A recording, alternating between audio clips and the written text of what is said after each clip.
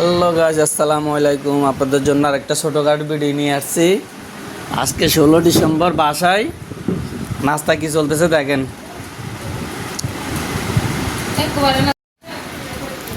আমাদের নাস্তাটা দেখেন আজকে আমাদের নোয়াখালীর ভাষায় এগুলারে বলে খোলা জাহিডা খাচ্ছি।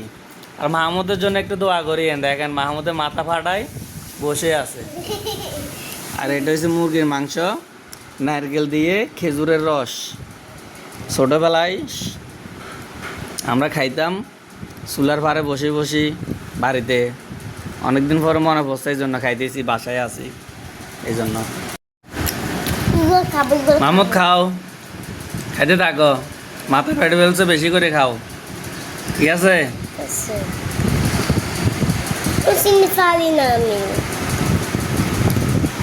আমার জন্য একটা হাতি বানাও।